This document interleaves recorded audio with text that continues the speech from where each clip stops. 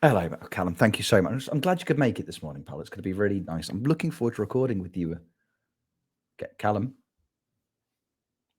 Hello, mate. Callum? Can you hear me? Callum? Callum? Hello? Cal, you... It was me, Rich. It was me all along.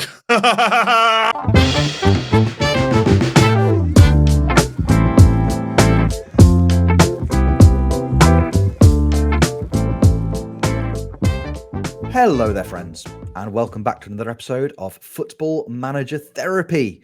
I am your host, Rich Owens, and joining me this week, we have 2/3 of the FM team. We have the United City FM, Kev, and we have Jebbaroo here too. Kev, how are you doing this morning, pal? Yeah, good. I mean, it's a Sunday morning. Just. And I'm doing all right because we get to podcast. It's good to see you guys. I'm here. I'm good. Let's do this. Let's absolutely do this. And do this we shall. Jeb, how are you this morning, pal? Yeah, I'm okay. Sunday morning. Tired as normal. A week off of doing absolutely nothing. Actually, yeah, did nothing this week. It's great. So I actually had a week off. But yeah, not too bad. Looking forward to going back to work tomorrow. Good. I'm not. But no. No. This is the thing is you have a week off and then you need additional time to recover from the week off. I think exactly. It's just government mandated 2 additional recovery days after a holiday. Just because you spend all the time getting worried about having to go back to work and then suddenly you're back at work. If you were just given 48 hours just to get all that existential panic out, you'd be fit and raring to go ready on a Wednesday morning. I think that's a great idea. Yeah. Right, and then it's a weekend by the time you start, so it's fine. Oh, there you go. So you're exactly the circle of work. I don't think Elton John sang that. There's a song in there somewhere. Yeah, exactly. Okay. There is. I think Elton John needs to write it. There you go. So, welcome to this week's podcast. It's less about Football Manager, more just a political manifesto. These are just the things we're going to do when we're in charge. Vote for us, please, and thank you. Look, I'm excited, fellas. We've got lots of lovely things to talk about this morning because we made promises last week. If you've listened to last week's episode, which, by the way, loads of you have, so thank you very much. We appreciate you. It's lovely. We do. Lovely. Podcast growth makes us happy. It's the validation I'm desperate for. So we appreciate you. If you've listened to last week's episode, you will know that we mentioned that we promised a bit of a roundup of what we've been up to recently in the ever popular Football Manager Therapy Network Save, which this week we switched it up. We streamed together on Thursday evening. If you've not watched one of the streams yet, this is your first time listening to the podcast, the 3 of us are involved in a network game on FM24. Started in 23, carried it over to FM24 using the new tools and features that are available in this year's new game, and we got stuck into our 4th season of the Save. On Thursday evening, I'm managing Manchester United, Kev is managing Fulham, and Jeb is managing Wolverhampton Wanderers. We have finished our summer transfer window. We've got into the Premier League proper. Some of us have gotten into European competitions. I won't say which ones, but some of us have. And it's well, personally, I think it's going quite well. I mean, Jeb, you finished last season fairly strong. 4th place Premier League finish for you at the end of season 3. You've had a sneakily good transfer window, I reckon, pal.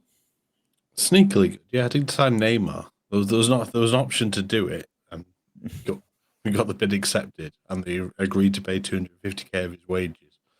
But that still wasn't enough for Neymar. So there we are. We never got him in. What a shame. Really, really not going to regret that decision if we did sign him. I'm sure it would have turned out amazing. We would have won everything, but never mind. We had to settle for other players instead. So I think I now have officially wiped out the original Wolverhampton team, apart from Mateus Nunes, who ironically doesn't play for Wolves anymore. So yeah, everyone else has gone. Semedo and Aït-Nouri, I think, were the last 2 surviving ones. So we made a few signings over the summer. Patrick Schick that we brought in, big, tall striker. We brought in Kyle Walker, I think, who we talked about last week. I nabbed in and got Kyle Walker, so Kev had to get Kyle Walker that we got at home, Carl Walker-Peters. And yeah, so we kind of just built on what we already had. We also signed Satalo's, I think it's his brother, Bosco Satalo, we brought in to go alongside Josip. So that's coming there. And then as we came in, we were after a left back because we just don't get consistency out of Sergio Gomez. He's brilliant on free kicks and corners, but he's not actually that great a left back. So we're playing like 3 at the back system with wing backs, and Rafael Guerrero or Guerrero, I don't know. He's got an extra E in there. He's just thrown it in just to confuse things. But I'm going to go Guerrero. He's come in. He had an excellent start to the season for us. We played Liverpool in the first game, which is always really, really easy. And we were 2-0 up, which was brilliant. And then we went 3-2 down. And then the last minute, Patrick Schick popped up with his first of the season. And we won 4-3. So it was a good start to the season. And Guerrero got 2 assists in that game. So that worked out quite nicely for us. We also had Tony Cruz on the pitch. He's still there. Like, I don't know. I've kind of held him around. He's 35. He still can ping a ball, so it's quite nice to see. And yeah, we had a reasonably solid start to the season. We lost 4-1 to Newcastle, which wasn't great, but I'm going to hold off till a little bit later on this. But Champions League came around, and we did all right in that. You did. You absolutely did. I mean, we've all had. Well, I know, especially Jeb and myself, we've had some particularly tricky opening fixtures. But I mean, you sat comfortably now on your 4th in the league after the opening 4 games. Played 3, won 3, lost 1. It's not a terrible start in all things. I mean, what are your expectations for the season from the Wolves board this year? What are they after Europa League? So it's quite easy for me this time around. EFL Cup might be a bit more difficult because we've got Arsenal coming up. I think we've got Arsenal twice this week coming up in the league, and then in the League Cup immediately after. So that might be a little bit more difficult. And then I think we got to transfer deadline day, and we've got Schick, we've got Araujo, we've got who else have we got? Wiper, who we picked up last season, who was really good to start off with. So we're playing 3 up top anyway. We've got not Diego Costa, Fabio Silva. Diego Costa's long gone. Fabio Silva's still there, yeah. So actually, he's an original player that's still there. He's not really played for me because he's been out on loan every single season, just how his career is. I think he's had 400 loans since he's been there. So we got him as well. And we just went, oh, look, Eddie Nketiah is available for 10 million. So we picked him up on transfer deadline day, much like we picked up Moussa Dembele last season. He'll be a bit part player, but he has, I think the one thing that he has over everyone else, he has pace. So it might be something that you can bring on those 70-minute marks just to wear out the defenders a little bit more on the opposing team by just running really fast and hopefully scoring some goals. He is quick. It's interesting. We're having a kind of a little kind of preamble before we hit the record button, and we loaded at the save, and we just heard Jeb say, "Yeah," and then assigned Eddie Nketiah on transfer day, and Kev and I both just went, "Did you? Did you? Really? What? When? This season? No, you didn't." And there he is. He's in the Wolves squad. Jeb does sneakily quiet transfers, apart from Neymar, which was he distracts you with Neymar and then signs other people. That's the thing. Yeah. Neymar was the double bluff. But yeah, and then the prize all along was Eddie Nketiah. I think that's a new sentence. I don't think anybody's ever said that before. You did it. You snuck Eddie Nketiah away from Arsenal. He loves the Midlands. So look, a really solid start from Jeb. On the subject of solid starts, I mean, Kev, yes, you hit incredible form towards the end of season 3 with your Fulham team. Mm-hmm. Have you built on that?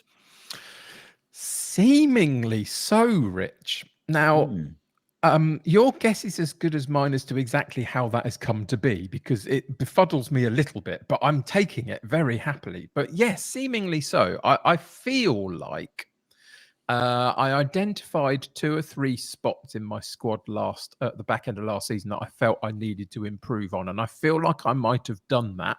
There's a rumor going around, and it's a vicious, malicious, nasty rumor that I might have been in the top 2 of spenders in the entirety of Europe this last summer. that can't be right. I mean, it just can't be, for goodness sake. I mean, either PSG or Man City have just decided not to bother or something. I don't know. But anyway, yeah, we've spent quite a bit. And the area of the pitch I felt that I needed the most impact in changing from my squad was more defensively than anything else. So that's where a lot of my money has gone. I bought a new goalkeeper in. He was an expensive goalkeeper. And, we'll see how well he does over the course of a season. But basically, Bernd Leno was aging out a little bit. And I went and got Gavin Bazunu in from Southampton. I rate quite highly. I think he's very consistent with his attributes across the board. But he cost me a lot of money, well over £60 million all in total. But I feel like he was a suitable upgrade on what we had. So he came in. Then I also bought Mohamed Salisu from Southampton as well. As Jeb says, I also bought Kyle Walker-Peters from Southampton as well. There's a theme in my transfers, it seems like. I should have just managed Southampton potentially, but I didn't get that chance, so I just went and bought some of their better players anyway. But yeah, I thought that there was some good value in Kyle Walker-Peters. I know it's not Kyle Walker, but I might have my version for a little while longer than Jeb has his, maybe. We'll see. And the final defensive part of my jigsaw was Josko Gvardiol, who I bought in from Leicester. Somebody had bought him into Leicester. Can we remember who that was, Rich, when they were at Leicester? I don't know. There was a manager there. Didier Deschamps, isn't it? Yeah, probably. Yeah. I was going to be really nasty and mention, how did Gavin Bazunu's debut go? Brilliantly well. But it was only like a friendly. Yeah. So we'll take that for now. But yeah, Jeb beat me convincingly in Bazunu's debut, and it went really badly. But in the Premier League, seemingly he's decided he can show up until maybe we play Jeb later in the season. Who knows? We'll see what happens there. But yeah, so that was the bulk of my transfers. I also, just bear with me for 2 seconds while I go back a page. I also bought in Alan Velasco from Rich's current club at Man United. Apparently he was surplus to requirements there, and I think he's a very good, able rotating option with Solback on my left-hand side. And I bought in the youngster who I had a little bit of experience with at Chelsea during the early access beta save that we did. Cassidy has come in on loan. I had Hannibal in that kind of position from Man United before, but apparently Man United wanted to use him or something this time round. Hey, Rich. So I didn't get him back again, but I went and got Cassidy instead. Attacking midfield, kind of rotating with the likes of Harrison Reed, for example, in the Fulham setup. So that was the bulk of my transfer dealings. Yes, I spent an awful lot of money. It was just over £200 million. So I am going to have to go some, I think, to actually get the board to suggest that it was a money well invested.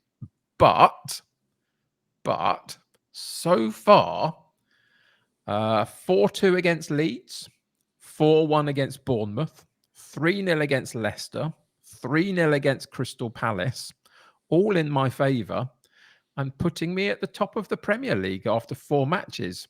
Now, I did have a game in Europe as well, because my 5th place finish was eventually enough to qualify me for the Champions League, because Chelsea went on a greedy run and won the Premier League and the Champions League last season. So we had a game in there as well against Celta Vigo. Didn't quite go as well as the Premier League one, but it was ultimately a draw that I got there, and not bad for my personal debut in the competition, I felt like. But I feel like, as you've alluded to, the start that you guys have been a little bit more tricky than the start I had in terms of our opposition for the first few fixtures. I felt like I needed to get off to a good start, because I've got Liverpool, Everton, West Ham, Tottenham. I've got Barcelona in there in the Champions League, Chelsea, AC Milan, kind of all coming up in a row. So I needed the points early, and I've got them, which is fantastic. So yeah, I'm an incredibly happy manager at the moment. Rightly so. I mean, 12 points from your opening 4 games, that's not a terrible start, is it? Not really, no. I'm very impressed. I'll be honest with you, Kev. Yes. There were some questions from my end on certain aspects of your transfer policy. in Go as for it. much as spending the better part of £70 million on a goalkeeper from a team that nearly got relegated from the Premier League last season, and one of their defenders and their holding midfielder as well. So I'm not 100% sure this is. Are you sure though, Kev? Are you sure?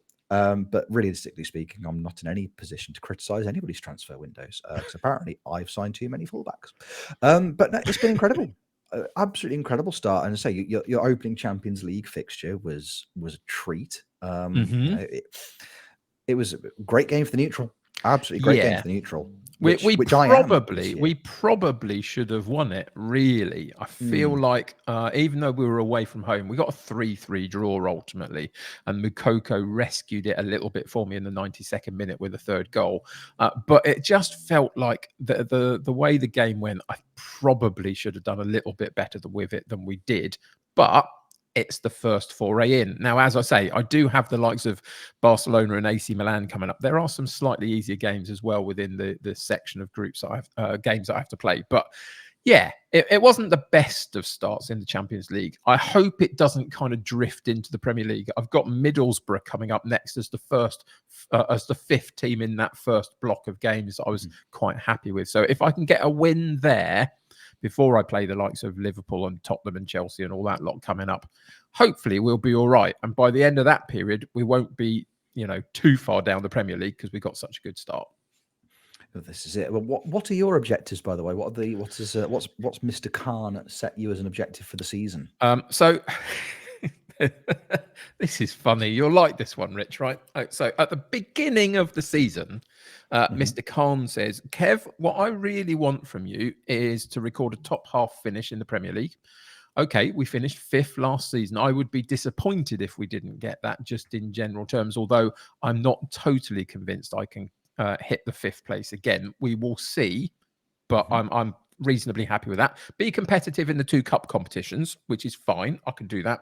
And now there's the funny one, Rich. Okay, so at the beginning of it, he says, what I want you to do, Kev, it's going to be tricky, but what I want you to do is reach the Champions League proper. Okay, so get in that group stage of the Champions League, having qualified for it from last season. I went, I will try my very best. And then a news item came up basically telling me what the games that I were going to be playing were in the group stage of the Champions League. And so I'd already achieved it without having to do a thing. And he's now delighted I've already passed it. He was ecstatic over that. Now, what I would say is I've had a couple of dealings with the Khans already in the opening few weeks of the fixtures in the season. Tony blanked me and sent his PA. I'm not happy about that particularly. I would have liked to have seen Tony myself. But yeah, I have achieved my Champions League target. It's probably a good thing because I'm not sure what the games are going to bring when we probably get going into it, but we'll see. But yeah, there we go. Past the target already. Efficiency. Exactly. Again, for context, in the season, we're still in September. So that just feels like Kev's got a massive leg up straight away.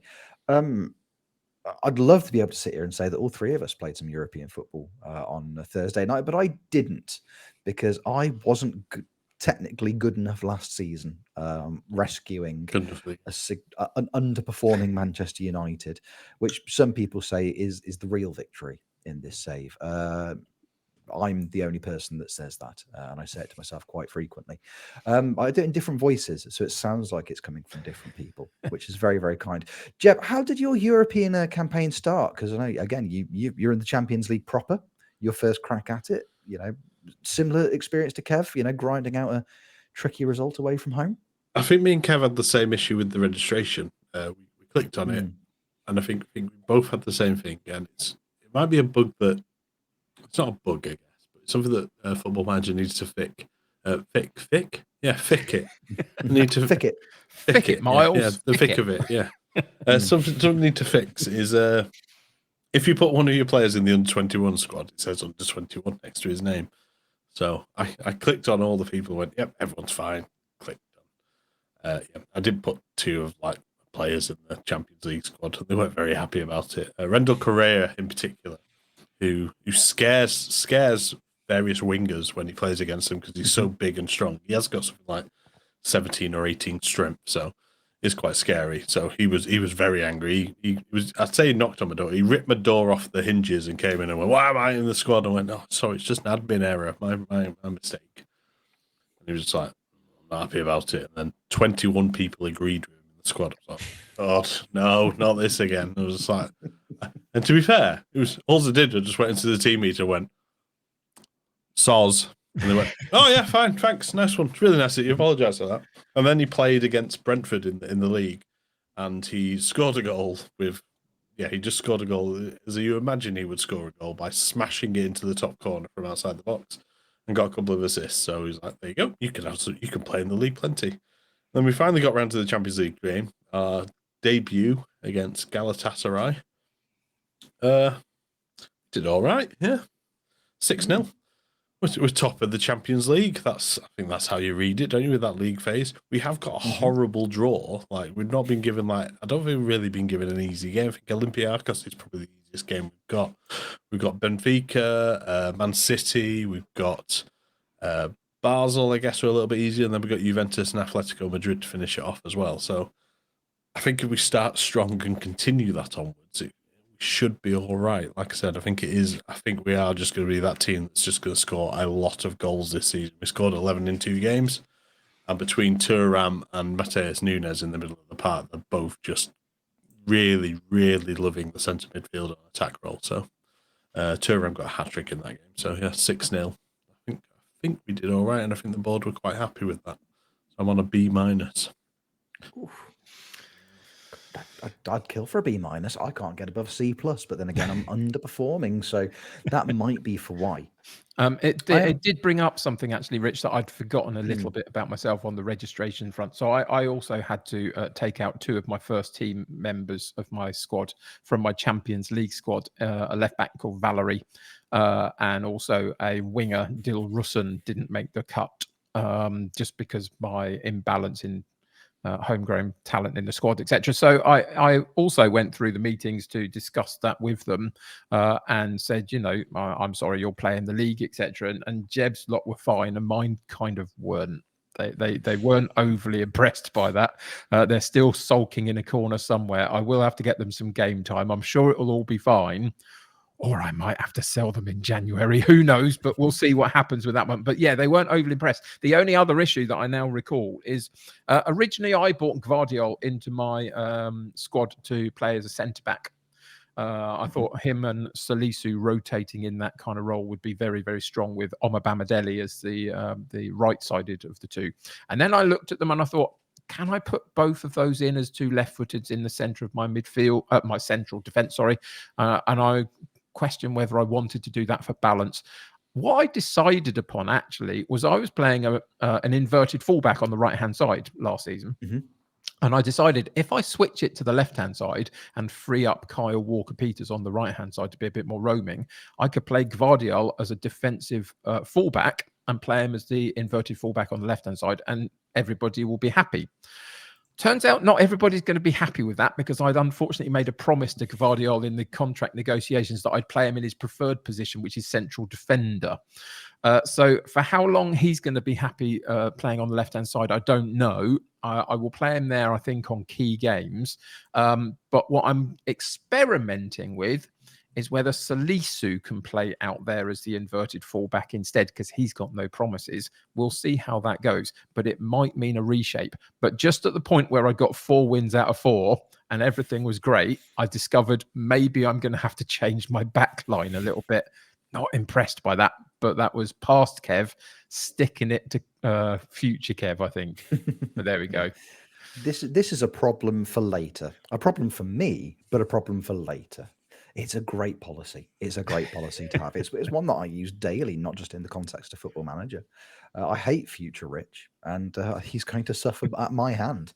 I've done a kind of similar thing to you, I suppose, Kev, in terms of reshapes, but I've committed to it early. Because this season for me at United is it's all or nothing, basically. I did what I had to do last season, which was, well, originally they just wanted keeping up, and then they wanted top half finish, but there were, you know, 2 different screens that were telling me 2 different objectives. But I met them both anyway because I'm consistent. This season, they have said it's European football or you're toast. You know, they've just said, you know, Europa. They've not said Champions League. They've said definitely Europa. Now I know, Jeb, you're in a position with Wolves where, as you say, you with the exception of maybe a couple of players, you've now got a completely different team. The United team, I did a bit of a count on Thursday night. I think there are still 11 players in this United team that were there at the start of the save. And of those 11, not very many of them are actually good at football, which is proving to be a little bit of an issue for me. I was looking at what I had, and I've been playing a variation of like a 4-2-3-1 for pretty much the whole save. It worked really, really well at Leicester. It occasionally worked really, really well at United. But last season we were inconsistent, and I don't know if that's because the players weren't up to scratch or what, but we were conceding a lot of goals, especially towards the end of the season. And I was like, well, that's what really needs fixing. We should maybe rework the system, rework the shape of the team, and switch from a 4 to 5 at the back, which is what I decided to do. But unfortunately, I made that decision 3/4 of the way through the transfer window. I'd already spent money on players in other positions that, as it turns out, I didn't really need as much with the change of formation. So that was a bit of a worry. A couple of weeks ago, I spent £46 million on Caleb Okoli from Atalanta, who is very, very, very good. You know, we are 3 years into the save. Sorry, 4 years into the save at this point. You know, he is phenomenally good. He is absolutely magnificent. He's best suited to playing as like a wide centre back, but I don't, even though he's on the right of a back three, wide centre backs I've had bad experiences with last year, so I kind of keep him as like a ball playing defender. But he's been fantastic. I was like, I'm still lacking a little bit of depth. I've got a very old Rafa Varane, who's probably only got 1 season left in him because he's told me he is desperate to go, but nobody's bid for him. I've got Alessandro Martinez, who now I'm playing 3 at the back, might get some minutes. He was on the chopping block beforehand, but he might stay. I'd signed a Sven Botman for £11 million, and Sven Botman's fine. I was like, I need more centre-back depth. I don't really have a strong back three, especially if I start picking up injuries. So I switched to this back 3, and I was like, what do I need? Somebody that can play the left side of a back 3. Who should I sign? Apparently, I've signed a fullback. According to my colleagues, I've signed a fullback. I've signed Calvin Shirley-Bassey from Ajax because he's really, really, really fast. And if there's one thing that I like, it's players that are really, really, really fast. I've gone for the Rendell Correa approach as well, because apparently wingers find physically strong players that can play out wide defensively intimidating. And when it comes to his physicals, they are something quite special. He's got 18 strength. He's 6'1" and technically is a left back. So fingers crossed, wingers that see him are just going to panic and maybe just turn around and run in the opposite direction. That would be nice. So Shirley-Bassey's come in. He's been absolutely fantastic. Obviously, Alexander Nubel came in on a free over the summer because I needed a bit of depth in terms of my goalkeepers. I've kept David De Gea for 1 more year, and I do have an optional extension in his contract again, so I might keep him again just because he's started the season really well. Gio Lo Celso came in on a free from Spurs, and he's good because he can play anywhere from central midfield all the way up to striker, so that helps. I've signed the Danilo that's actually at Nottingham Forest in real life because he is on paper the best central midfielder that I have at the club. I was trying to get rid of Casemiro a few weeks ago, and eventually he's gone to Chelsea for £17 million. I was like, how are you going to replace him? I'm like, with a player a decade younger than him who's got better attributes in every single area. And the squad have gone, well, that's fair enough. Yeah, okay. Well, that's not you can do that. You're allowed to do that. So he's been great. He's been really, really good. In terms of my goalkeeping situation, Alexander Nubel's come in as backup to David De Gea. I had another goalkeeper, my third choice keeper, Matej Kovar. He's there. He's 25 years old. He's a Czech goalkeeper that's average at best. I was having issues with work permits. They're like, if he's not going to get a work permit if he signs a new deal. Signed him to a new deal anyway. Sent him out on loan. And then I'm thinking to myself, actually, I do need a third goalkeeper because FM24, the frequency of goalkeeper injuries has been fairly high, especially for people found that out during early access. And I was like, if De Gea gets an injury, then it's just Alexander Noble. I don't have any vaguely competent goalkeepers in the under 21s or the under 18s. They all seem to be they're suffering from the medical condition known as Dorito mitts. I'm not convinced a lot of them have hands. So I've done what Kev's done. I've gone back and raided Leicester City for arguably the best goalkeeper in the game. It's not the one that scored against me from. No, it's not that one. Not that one. No, I wouldn't. Now I wouldn't touch him that's if a anything debate I failed. think I can win. But okay, go for it. Carry on. Yeah, he's good. I'd still rig it. I'd still rig it. I'd still rig the whole thing. It's I put the mock into democracy. I've signed Jack Butland. I've signed Jack Butland for £2 million from Leicester City. He would have gone for less, but I was like, I love him so much, I'm willing to pay over the odds. So write down any number you want on this scrap of paper, and I will give it to you instantly. So £2 million for Jack Butland, who, realistically speaking, will not kick a football for me at any point this season. But I've got to say, the tactical decisions that I've made and the transfer that I made have worked really, really well. I've gone from struggling last season to starting quite well this. And in terms of my start, I was panicking. I was panicking. There was a point on Thursday where I think just before I joined the voice call with the two of you when we were streaming, I was saying to the chat when I was introducing the save, realistically speaking, I could find myself in a position where I'm sacked by November because they want European football. And my opening Premier League fixtures were Aston Villa, who are not bad at all. They've got a very, very, very nice squad, especially in this save. And then Arsenal away from home, Chelsea away from home, Manchester City at home, and then Tottenham Hotspur. I'm like, that is not a particularly nice opening run of fixtures, if I'm brutally honest with you. I don't want to. Could I not? But they said I had to. Aston Villa, we beat 2-0 at home on the opening day. A very, very competent performance. Everybody played brilliantly. Very, very happy. A 3-3 draw away from home at Arsenal with the new boy Danilo scoring a 96th minute equaliser, which I was quite happy with. I'm going to be brutally honest.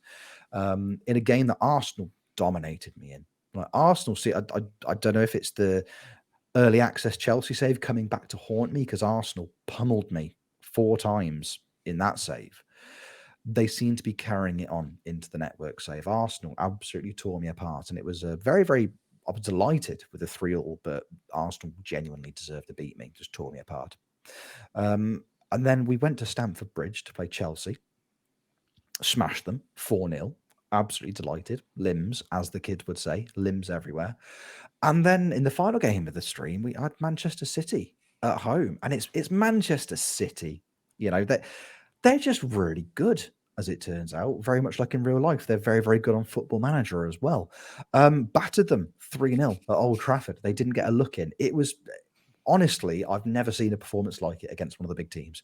So 4 games into the season, I'm second in the league. Just sat 2 points behind Kev's Fulham.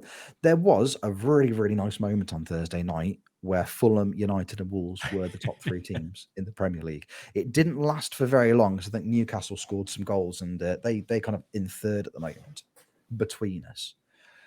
But we've all had a pretty good start, if I'm honest with you. And there were talks of maybe leaving Jeb's computer on for the next week, just so we didn't have to turn off the save, because we all know that we're going to come back to it. And it's going to be a very different experience for us next time. Well, you'd hope it wouldn't be, but it's just the way that FM works. It's just the way it works. Miles is sat there somewhere and he's pressed the nonsense button for the FMT Network Save because it's gone offline, and he's loaded back up next time. Craziness everywhere. But it's been a cracking start. I'm looking at some of the like if you look at all the metrics that they measure the ability in at the moment. The 3 assist leaders in the Premier League. There's Harrison Reed at Fulham with 5, Bruno Fernandes at United with 4, and then Abada's got 3 at Wolves, so they're the top 3 there. Gavin Bazunu has kept 2 clean sheets in the opening 4, which, you know, the Gavin Bazunu redemption song is being played in the background. Somehow David De Gea has kept 3. I've got no idea how either, but he's done it. Right. João Palhinha's got 2 Man of the Match awards, and so is a guy called Ergacan, who plays in goal for Leicester, which I just don't believe. He's probably scored a hat-trick in both games, hasn't he? Like, everybody has started really, really well. And this feels like it kind of could be the season that somebody's competing for a title. I'm going to say it early. I'm saying it early. It feels like there's going to be a pretty strong title race this year. I've already won 1 cup, so, you know, I might as well add to the other. The most prestigious of all the cups. Exactly. It really is. Ironically, the players are really fired up for it next year as well. You know, is it next year though? Is it accurate? Is it the WhyCallum has just had a baby cup? Because it's next year it's going to be that's what it's called. Yeah, it's just going to be called that forever. So what you're saying is that Callum and Wife are going to have a baby every single year for the duration of this network save. Just so that well, it's not every single year, is it? Because we'll get through it a little bit quicker. So get to work, Callum. Hurry up. Yeah, crack on. Yeah. If there's, in my experience, if there's one thing that, you know, couples that have just had their first child set as a priority, it's having that second child. Yes. Honestly. Yeah, let's just go. Let's just, you know, smash more. Time's ticking. Let's do it. Yeah. Clock's ticking. It's time. Callum, you don't have to do that. But again, just for consistency in the context of the save, help us out, I suppose, is what we're trying to say here. Look, it's been brilliant fun. And I think that the plan is we're continuing this Thursday again. Wednesday. We're doing Wednesday. Sorry, that's correct. Yes, Wednesday this week. It was just going domestically international. So yeah. Yeah, it was just that November thing of if we can find a night to do it, then we're going to take it. But hopefully at some point in the not too distant future, we'll revert back to our normal Monday and be consistent for a little while there. But yeah, just for now, it's more important for us to keep it going rather than just missing out stuff, I think. Yes. So, yeah. This is true. So Wednesday this week. So if you're listening to this on Patreon, you've got 2 days to prepare yourselves emotionally. If you're listening to this public release on Tuesday, tomorrow night, we're going to stream the network save. Please come and spend the evening with us because it's quite good fun. There we go. It's good. It's good. Come and spend time. And we said this afterwards, like, do a network save with your pals. Do it.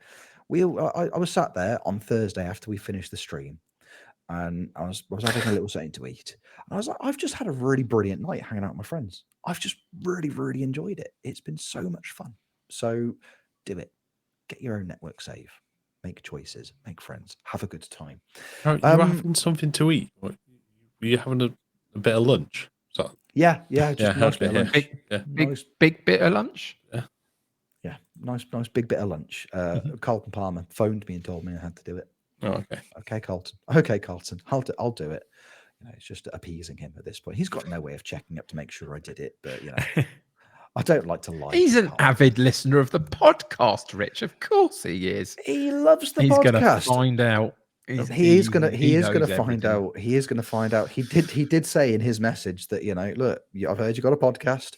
You know, I'd love to come on as a guest, and I'm sure it won't come up if he ever does. We'll just keep playing the clip in the background and see if he notices. I'm going to be brutally honest. I don't think he would. I don't think he would at all. Oh, there's another Carlton Palmer. That's weird. What's he doing here? What are the chances? Should we address the elephant in the room? Like the results of apparently the very corrupt poll that was put out on the internet? Yes, please. I think it's an absolute disgrace.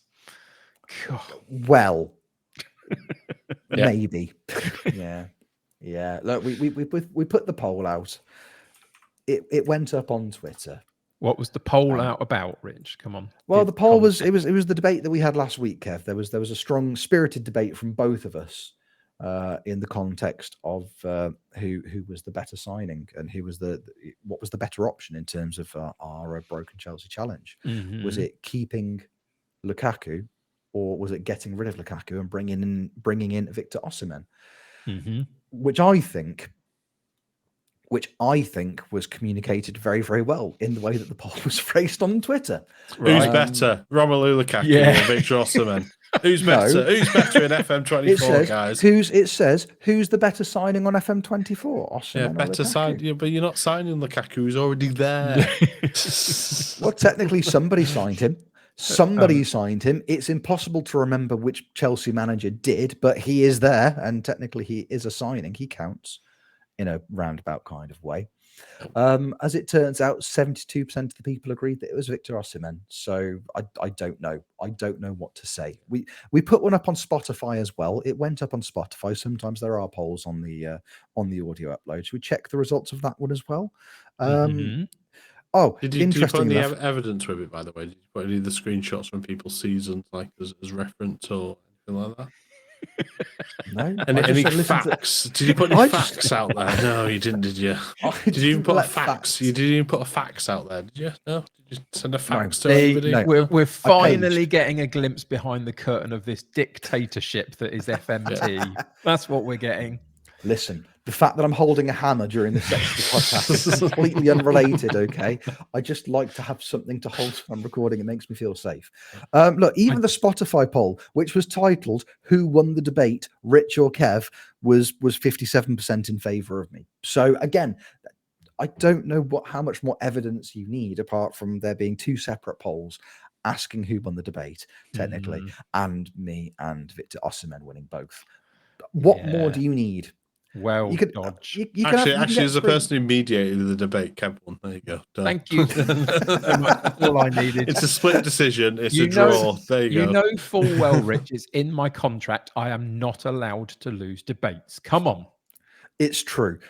Call it a tie. We'll call it a tie. Don't let you the call percentages, it anything you like. Don't let the percentages and the numbers and the evidence of me winning stand in the way of me winning. Okay, we don't have to do that, and that's okay. That's fine. If that's what it takes to keep the train on the tracks, that's what I'm willing to admit that maybe I didn't. No, I did. I phrased everything fine. Everything was okay. Now he's they've really have. They've really have. Because again, here's an exciting look behind the curtain for me as well. If somebody tells me I've done something wrong in any context, I don't even question it. I just apologize and say sorry. It's a curse. I do it in the context of podcasting, streaming, at work. I do it all the time. It's brilliant. I had an email from my manager at work this week, and I didn't even read the email, but I just started writing an email back to them apologizing for having not done something. Didn't even have to. It was telling me I'd done something right, and I'm still like, oh, sorry about that. It's probably made life awkward in other ways. It's just who I am as a person. I'm a panicker. Can I just Osimhen's good. Yes, you can, please. Can I just intersect? It was something that we talked about last week, and it's gotten out of control, and it's partly down to me. Go for it. And then it's also partly down to the viewers of my streams and stuff. So I said I was going on about doing this bucket list and this tick list that you want to do in a save. Yes. So I've got my tick list, and I'll just bring it up here. How many objectives do you think I put on there? They're actually called Objs now. Well, it's the Objs list. But yeah, okay. how many do you think I've got on there? We came up with what, like 2 or 3 last week? Yeah. It's probably I know how interactive our viewers are at times, so probably another couple, I would imagine, from away from a stream, maybe 2 or 3 whilst on the stream. So what, like 7 or 8, something like that? Yeah. I think that's it. I was going to go ever slightly higher. I was going to go for an even 10. Because when you look, if you look at the context of the save and what one club save, 10 different objectives seems about right. Yeah, 124. That's how many I've got. What? 120? How have you got? No. Yeah. What? That's it's like doing. It's progressing things going along. So it's like selling a player for $250,000, then $500,000, then $1 million. Yeah. You progress up that way, but then you got to buy those players. So that there's another like complete set of objectives that way, and it just kept on getting bigger and bigger. And then I was just like, this has gone too far. We've completed 2 of them though. We got to the EFL second round. We were bigger than Barrow when the game started. So there we are. You've got hang on. You've got over 120 objectives. Yeah. Is one of them like stand in the technical area and then another one sit in the technical area? Or how have you got 120? It's just like I do like some of them I have to like go back and verify what we'd actually typed because one of them just says become an ass man for Morecambe, but that's obviously assistant manager, not Billy Gunn. Who is 60? How is he 60? We've covered this week. Yeah, we've done this. Yeah, that's incredible. So yeah, I'll give you the link to put in the description because I'm going to leave it public so people can see how we're getting on, and I'll put it in the Discord as well. But yeah, I think it's still going to grow because there's all those extra things anymore. Well, it's all those extra things that you grow on. So it's like having somebody get Player of the Month, Young Player of the Month. Then they get, let's say, Young Player goes into next gen. Then he becomes the European Golden Boy. Then he becomes Young Player. I've not got Young Player of the Year in here. Oh God, I've had another one. 125 now. So yeah, it's that type of progression, and like even just like somebody was going on, like have a child in the game, have a player come out as gay. I was just like, is that an objective? Is that an objective you should have? I'm not sure, but yeah. I need to see this list. I'm convinced half of them are going to be play the 12th match, play the 13th match, play the 14th match. Exactly. No, sign a player from Afghanistan, sign a player from Albania, sign a player from Algeria. God, there are a few of these, aren't there? My goodness. Yeah. Nope, nothing like that as well. Wow. Yeah. Well, Okay. I can barely cope with playing Football Manager whilst talking to people on a chat, let alone figuring out 120 odd objectives as well. Yeah, my favourite thing is when a ticket, the whole thing goes green. It's like, ooh. Yeah. And my next thing is I'm going to build it into my little graphic thing. So when a ticket, it goes onto a list, and then I can display the list. And like, this is what we've done. Nice. We've got an ass man. Nice. Yes. Play a match using director camera. Play a match using TV camera. Play a match from the RDF blimp camera. It just goes on. Oh, fantastic. Wow. Realistically speaking, cards on the table, how many of these do you think you're going to be able to tick off in the next, bearing in mind, we've still got 11 and a half months for you. I think a lot of them I could tick off. That's the thing. It's how the saves go along. I've not gone, we need to win League Two. It's like you need to get promoted from League Two. I'm not going to go, win League Two via the playoffs, win League Two outright, finish second in League Two and get that certificate. Goes, well done, you finished in second place. You don't get anything for it. No, not gone that far, but yeah, so it's a promotion, and then it's like working your way through the rounds in the various cups. There's no European cups on there currently, so there's definitely like another. I don't know how that works anymore, so I'll have to figure out how to tick them off. But yeah, I think a lot of them can be ticked off. Like I said, it makes sense when you see the list. It was just when I looked at it, I was like, God, I've created a beast. Which, there we go, narrative done. This is it. I said 10. And I thought, maybe 10's a bit too high. Yeah. Maybe there's 12. You've realized, still quite close. 124 though. That's bonk. Look, all I'm saying is that there was a time when Tony and I were discussing the idea of his British Steel Challenge, and he had the idea towards the tail end of FM22. And I remember him messaging me and saying, I'm thinking about doing this. What do you think? And we did the maths. And I was like, if you're going to do it this year, Tony, and finish the challenge, you have to win a trophy every 2.5 streams. And he was like, okay, we'll save it. Like, you're going to have to complete like 7 objectives every stream because the list is just going to get bigger and bigger and bigger and bigger and bigger. It's like, oh God, I've not qualified for Europe and we're still only in December in real life. But no, I think you do brilliantly. I'm genuinely looking forward to it, and I'm really looking forward to hearing how many new objectives are added every stream. Yeah, because people aren't going to stop. People aren't going to stop. Now you've opened a can of worms. I also don't have an objective for get Marco van Basten as your director of football. But I'm not going to go any further than that. Let's go to the next topic. Oh, good. Sign a set piece coach who has over 7 in set piece training. Someone who got over 8. Yeah. Have a team of new gens that don't all have double barrel surnames. Too soon. It's a brand new season in the network save, and there's still no set piece coaches because you two nicked the 2 that were good. That's all I'm saying. Move on. You say nick the 2 that were good, nick the 2 that existed. Yeah, exactly. Justice for Hooligan Smallwood. That's all we can hope for. That's all we can really, really hope for. He's going to get passed around all of us every 6 months. He's just going to be on shifts, like a locum doctor. It's going to be great. I think we should probably take a few minutes here, guys, because it's nice to kind of sit back and reflect on how correct we are about certain things from time to time. Because every now and then we do say things that are correct. You know, I don't remember the last time, but okay. It wasn't that long ago, as it turns out, because if you remember, a few months ago, just before the start of the Premier League season, in real life, we recorded some predictions on this podcast of what we thought was potentially going to happen over the course of the season. And as we are now, we're pretty much a third of the way through the Premier League season. And I thought it'd be nice just to take a few moments to reflect on maybe some of the things that we said and see how we're doing in terms of what we thought was going to happen. Okay, remind me what we said. Well, as it turns out, in terms of teams that are doing quite well and teams that might not be doing quite well, most of us were pretty correct. I think we made predictions for a top 3, and we also made predictions for top 4, and we also made predictions for a bottom 3. Now, in terms of our bottom 3 predictions, I think all 3 of us went for Sheffield United and Luton. I think we all kind of said at the start of the season, we just didn't necessarily see it working for them. And as it turns out, we were all very, very correct in that capacity.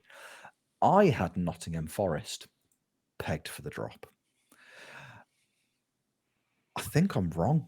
To be brutally honest with you, I think I'm incorrect. And that's not because Nottingham Forest aren't necessarily playing well enough to stay up. It's that you've got, Luton, Sheffield United, and also Burnley, who I thought were going to be okay. I think Burnley and Nottingham Forest have kind of switched in terms of their performances there. So I'm feeling very smug about that. 2 out of 3 were correct. I might have also made some claims about whichever team signed Mos Caicedo were going to finish in the top 4 in the Premier League. And I can't remember who signed him, so it's probably not worth diving too deep into that one. It's fair. Did Liverpool sign him there in the top 4 at the moment? I feel like they must have done. They went for about 15 defensive midfielders, so I'm sure they got one off them. Yeah, exactly. Yeah, we got Endo. We're always after Endo, so it's fine. You are always after Endo. Always after him, who everybody was like, oh my God, I've been watching this man play for years. I've heard he's really, really good in certain things. You had him at Stuttgart and you thought it was amazing. So, yeah. I did quite like him at Stuttgart, actually. I did. I definitely didn't sell him after one season because he was 30 and I thought, oh, he's far too old. Can't be doing with that. He was straight out the door, him and Silas. But I'm feeling quite smug about that. We made some predictions about top goal scorers as well. Well, technically, second place. Yeah, I was going to say second place goal scorers. Yeah, really. Who was going to finish second in the Golden Boot race after Erling Haaland is realistically the question, isn't it? And again, some of us have been very, very correct. I said not Mo Salah. I definitely didn't say Mo Salah. I said Heung-min Son, and he's currently sat joint second in the Golden Boot race. Nice. You have to say Martial. Am I imagine? No, I did not. I'm almost confident that Kev said Anthony Martial. This was going to be his breakout season. Actually, no, I think I got it wrong. Sorry, it's not Anthony. It's Ivan Toney. That's who he went. He went really, really bold and went. Ivan Toney's back in January. He's just going to score 40 goals. To be he's fair, going to have a great February. As a Man United fan, if I'd have said the entire forward line of Man United, I still wouldn't be at the top of the table with it, would I? So, Anthony Martial didn't have a chance. Well, maybe. Exactly. Defensively, apparently not as terrible. To the point that, Kev, what was it you told us before we started recording the podcast that made us all question our sanity? Yeah, I'm having an existential crisis this season with Man United. They've been dreadful, haven't they? Everybody knows they've been dreadful. It's been a topic of conversation for the last few weeks, really, as to what the causes of the problems at Man United are. There is currently an informed team in the Premier League out of the last 5 fixtures, and I asked you to name who it was. Tell me who you 2 guessed. I went for Everton. It just seemed like it would surprise me, but also make enough sense to be correct. That was my logic. Yeah, I think Jeb did the same, didn't you, Jeb? Everton was your guest. Is Man United, how has that happened? In the last 5 games, apparently we've won 4 in the Premier League, and we're an in-form side. Yeah, I'm sitting here. Every Monday, I come onto a live stream, and my entire chat was going, United are useless, aren't they? Tell me what you think about United, because they're really bad. Go on, tell me all about how bad your weekend. Every weekend, it feels like I've been doing this all season. We're the in-form side in the Premier League. What? How has this happened? It doesn't make any sense. It does not make any sense. I think my judgment is being clouded by other competitions that United are playing in. That's what's true. doing it for me. Yeah, you know, the Copenhagen game midweek. Some lad called Rooney Bargi. I've never heard of him. Nope. Never heard of him. You'd think people would, because apparently he might be a bit good on Football Manager, but who's to say? You know, and then obviously the Newcastle game in the Carabao the week before, like those are the ones that stick out. It's like, no, they've been quietly winning games in the Premier League, not particularly, you know, not exciting games. True, but they're still winning games, which is very, very strange. So weird. Anyway, top goal scorers. You went for I went for Heung-min Son. Yes, and he's doing all right. What about the other 2? Let's check in with those. I think I went for Isak, didn't I? Potentially. I think you did. Yeah, you did. Yeah, you did. I think he's up there a bit, but he's not like right up there. He's currently 6th. Mm-hmm. So he's the joint 6th. Him and Callum Wilson got the same number of goals, don't they? Yeah. Mm-hmm. Wilson's joint 4th. I mean, at this point in the season, the players in joint 6th are the ones you'd all obviously expect to be there. In joint 6th with 6 goals each. Obviously, Isak, very, very good striker. The best striker in the world, according to our current network save, Dominic Solanke. he's hit 6 already this season. Brian Mbeumo from Brentford. Which again makes complete sense. And in the words of Pep Guardiola, the other Korean player in the Premier League, Hwang Hee-chan, 6 goals already this season, and it's only in November. I was going to say lots of network save lore there. So. Yeah, very much so. Yeah, absolutely. Yeah, Jeb called it early. He's like, he knew he was going to perform, and in the end, he was too powerful for. He was too good. Yeah. Had to let him go to Brighton just to try and help them. He was couldn't handle the power. He played 14 games in 3 seasons for Brighton. Just have a look at his history. And he didn't score. He's not scored for 5 years. He's been saving them up. Exactly. He's saving them all up back to back. Hat tricks, like 17 games in a row. You watch. It could happen. We all made some pretty bold predictions. Kev, yes, you made the boldest prediction of all, didn't you? I did. And I think there's no easy way. We laughed at you. Yeah, we laughed. We went. What a daft. Yeah. What a lovely thing to say, but what a massively unrealistic thing to say. And your crazy prediction so far has come true, mate. Yes, well, we know that the Premier League is an absolute madness and chaotic at the best of times. So anything can change at any point. But my prediction was, what if, and bear with me on this one, what if no Premier League manager this season got the sack? So far, I think it's working out quite well for me. And the thought that I had at the beginning of it was, there are certain clubs that you would expect to struggle a little bit. Look, we talked a little bit about Sheffield United, Luton, etc. Would you really sack the manager if they did? Because I don't really think it's their fault. Now, I think this quite often in the Premier League. What is the expectation of these people that are making these decisions? And sometimes they're a bit skewy and they make weird choices about what they do. But I looked through the Premier League and I thought, if everybody performs roughly to what they're expected to do, why would any of them get sacked? Now, one is going to. At some point, one is going to. Ask me again in February. I'm sure 3 of them would have gone by then or something. But at the moment, it's not looking bad, is it, really? It really isn't. I mean, you make a very, very valid point. I think a lot of the time you'll see managers getting sacked, not just limited to the Premier League, like to all levels of football, where a very, very brief poor run of form and the manager's just gone. But the question is never. It might be a poor run of results in terms of looking at it on a sheet of paper. Well, this team has lost 6 games out of their last 10, and they go, "Oh, that's terrible." But was that team expected to win? Yep. Were they expected to win more than 2 or 3 games in that run, regardless?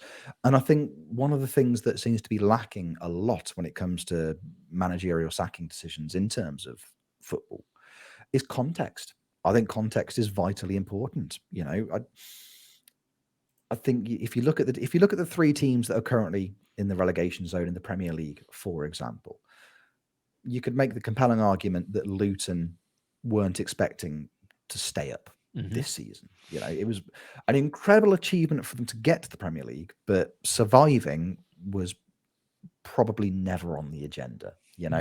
It's that classic board objective on FM. Battle bravely against relegation, but your probs going down, lads. Sheffield United as well. This isn't Sheffield-based bias, but Sheffield United weren't strong enough, and realistically speaking, the expectation from the fans isn't going to be, "Oh yeah, we're definitely going to stay up." Burnley, there might be a bit of wiggle room there.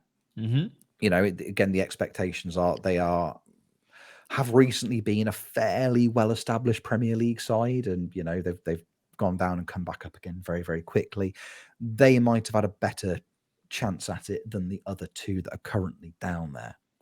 But if Sheffield United get relegated, if Luton get relegated, it's not really a sackable offence, I suppose, when you actually look at the grand scheme of things. No, like if Manchester City finished 14th this season, then you'd be like, well, actually, expectations would be significantly higher, and you would probably at that point expect the manager to, because the objective there is obviously they're going to be competing for another treble, and they have the squad to do it, they have the players, they have the capability, so that would be the expectation from the club. But you would expect a sacking there. But if City finished 3rd in the league, you wouldn't expect Guardiola to go. If context is vitally important, I think, and it's one of the things that I think is overlooked enormously in these situations. So we'll see, but you never know. We'll see. Exactly. I'm cautiously optimistic. I really, really hope that we get to May and we're just sat here again together like, well, that who put the bet on? Who went? I wish I had. Who went? But I didn't. Who went to Ladbrokes and went, right? I've got a tenner here that says no manager get. I reckon the odds would be astronomical, wouldn't you? Like if you actually went into no Premier League sackings in terms of managers this season, I think you're talking Leicester City winning the league odds there. Surely, quite fabulous. Right. Yeah. Right. Now, we're getting towards the end of our podcast for today. Getting to I predicted Eddie Howe's going to get sacked. Oh, you did, didn't you? And you started to unravel a bit for Club Saudi Arabia, Newcastle United. I mean, I don't know how you were yesterday or how other certain former hosts of the podcast were when Dominic Solanke scored 2 goals against them to win. I mean, it did keep probably Ariel in a job. Like Eric Ten Hag winning probably kept him safe for at least a few more months. Come on. Right. So it might unravel. I just think that I think their board expectations might be too far for him. But we'll see. We will. We absolutely will. This is the thing, isn't it? They're competing in Europe as well now. They're competing in the Champions League, and Champions League and Premier League campaigns at the same time aren't always the easiest thing to do. Hey, you never know. Ask me about that in my Fulham team in the Network Save in a couple of months in game from now. This is it.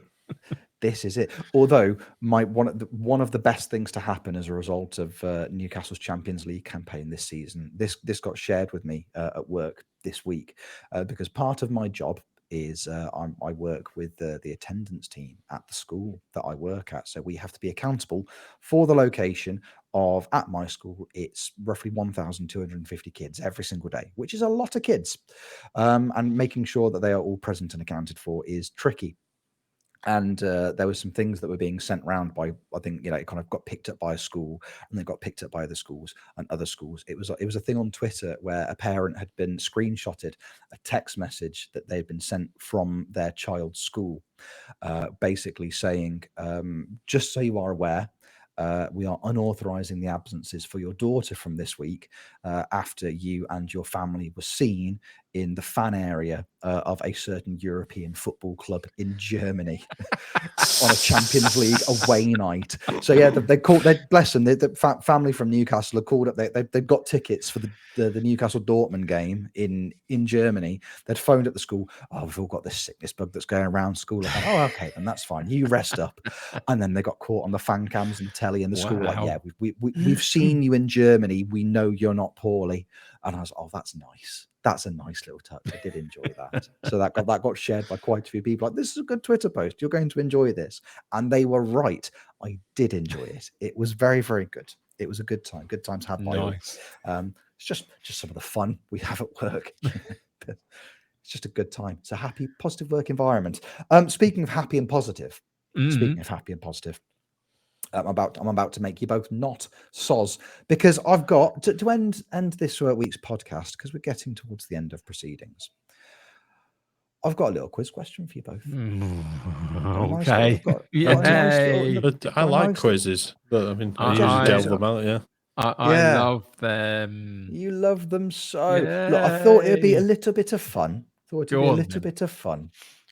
Now, this is kind of it's kind of in honor, I suppose, of our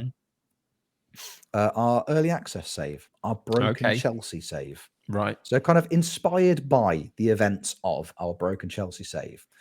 I've got a list in front of me. I've got a list of football players who have all, at some point during their career, played over 100 competitive games for Chelsea Football Club. And what I'm going to do is we are going to move through them nationality by nationality.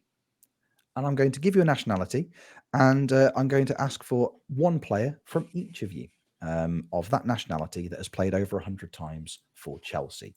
They get harder as it goes on. So I'm starting out some very, very friendly ones, and then they start to get a little bit trickier as it goes on. But I thought it'd be just nice little bit of fun. Just to don't worry, viewers and listeners. We'll be out of here in about 3 minutes' time. It'll be fine. Go for it, Rich. This won't take long at all. Right then, so we're going to start. Who would? Oh, by the way, would anybody like to go first? Or any preferences from either of you? Yeah, if I don't go first, I'm not sure I'll be able to answer any of them. We'll see.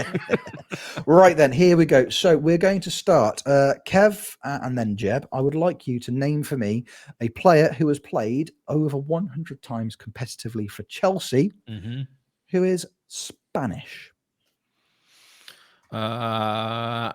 Azpilicueta. Cesar Azpilicueta is correct. 508 appearances. Jeb. Cesc Fabregas. Cesc Fabregas, 198 appearances. Congratulations. You have successfully Spained. Next country on the list. Kev, please name me a French footballer that has appeared over 100 times for Chelsea.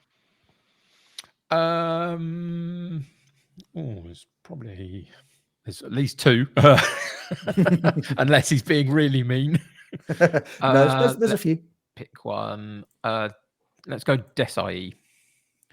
Marcel Desailly, 222 appearances. Good old Jeb. Marcus. Claude Makelele. Makelele, 217 appearances. Nice. Next on the list, I would like you to name me a Brazilian that has played over 100 times for Chelsea. I'm sure you would. I'd love it. Nothing would make me happier. They're probably really obvious. Not my answer yet. I don't. Thiago Silva isn't there yet. Possibly. I don't know if he is. Who else would there be? Why is my mind go back? I'm going to have to go with Silva because I can't think of anybody else off the top of my head at the moment. Thiago Silva has played 128 games for I'll Chelsea take it. so far. I'll take it. Absolutely, yeah. First I mind was surprised blank. by that one. If in my head it feels like he's only been there 5 minutes. Yeah, but, that's what I thought. No, he's been there a little while now. Okay. Jeb, got a Brazilian? That's a bit rude. Right. But good night, everybody. Exactly. The guy who's still not escaped China, Oscar. Remember him? Oscar. Yeah. He's still there. Yes. Still in China. He is still in He's the only China, one. isn't he? Yeah, he's the only one. He's pretty much the only one now. Hasn't got a Chinese passport yet because he'd already played too many games internationally for Brazil before he went. But yep, 203 games he managed for Chelsea in the end, which again feels like a lot. He was very good. Yeah. He was really good, wasn't he? He was ever so good. But he's still out there securing that bag in China. Right then, Spain, France, Brazil are done. Next on the list, I would like you to name me a German with over 100 appearances for Chelsea. Kev, we'll start with you. I'm sure you would. Mm-hmm. A German. Again, what I know of how these things work is that 90% of our listeners are going, well, it's obvious. It's him. Just say him for good. And I'm going, have there ever been a German playing for Chelsea? A German. Can't think of any there.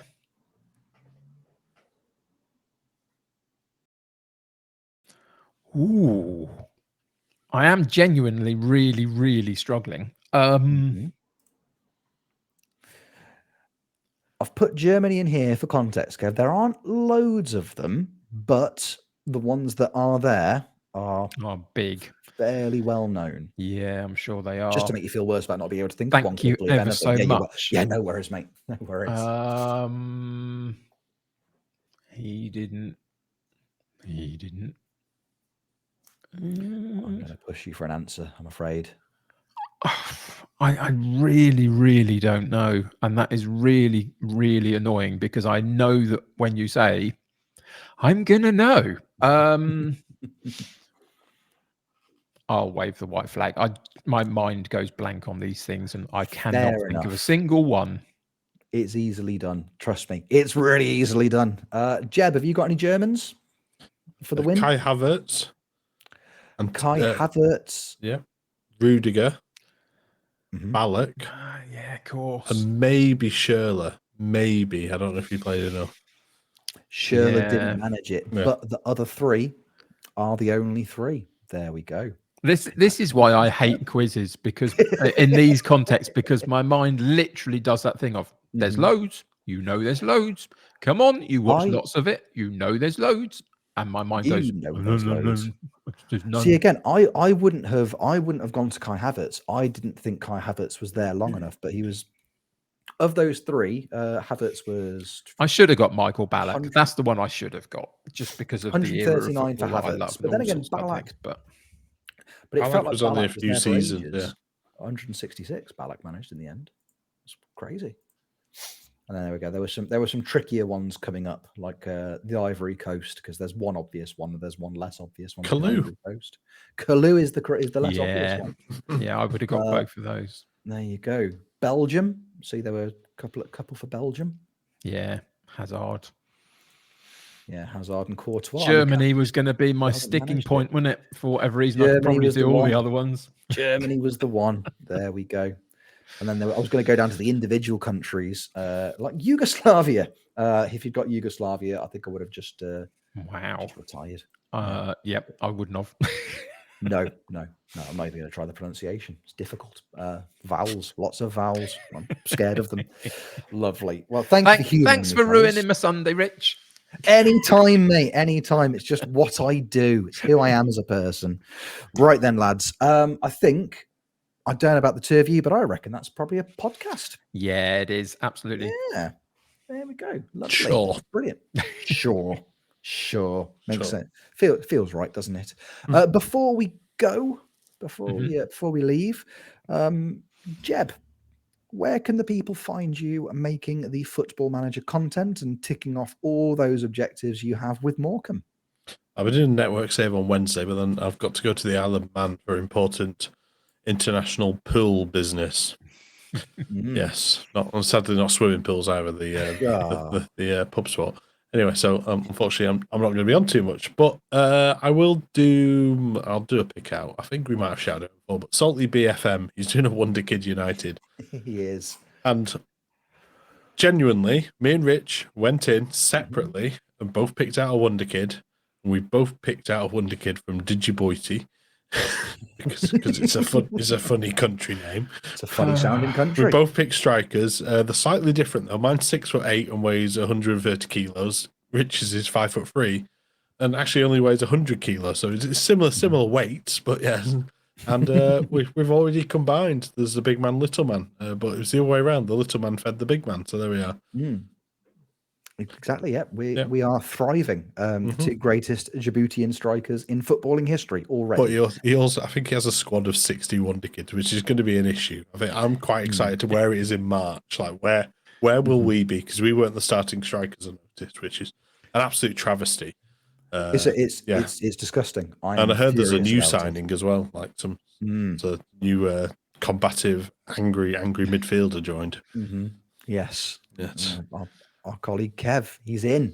Kev's in the squad. I had a conversation with Salty B and decided that I needed to finally out myself as the aggressive person that I actually am within. So I asked him to make myself a combative midfielder that with the highest aggression that he can find and lots of arguments with the referees and all that kind of stuff, because it's just my natural personality. So yes, I am in and looking forward to the journey ahead. Exactly. Kev makes Roy Keane look like a pacifist. He's so angry. Obviously. So angry. Exactly. Kev, if people would like to watch you just getting angry at referees or rolling in the aisles, where can they find you doing that, pal? So you can find me at the United City FM every weekday afternoon, 3 till 5 p.m. over on Twitch on the British Isles Journeyman series, Rolling in the Isles. This week, just in case anybody's listening to this on the Monday morning as a patron, I won't be there Monday afternoon. I've got a family funeral that we're going to, so that's going to be my Monday. So I will be back on Tuesday afternoon, all being well, and we will progress from there and see where my Hampton and Richmond side go from where we started, which has been inconsistent but fun nonetheless. Absolutely. Again, looking forward to seeing how that journey progresses over the course of the year. You can find me twitch.tv/Rich Owens FM. I'll be network gaming this week. I will be What's the Story former glorying over in the J League, which definitely works completely normally this year. I've signed Quagliarella. He's 39, and he's already predicted to be the top goal scorer in the league by some considerable distance. So Quagzilla's going to tear up the J League for me, and it's going to be brilliant. Also, a little shout out to our colleague and our friend WhyCallum, who's doing the YouTubes at the moment. He has started his Atletico Bill Slough journey.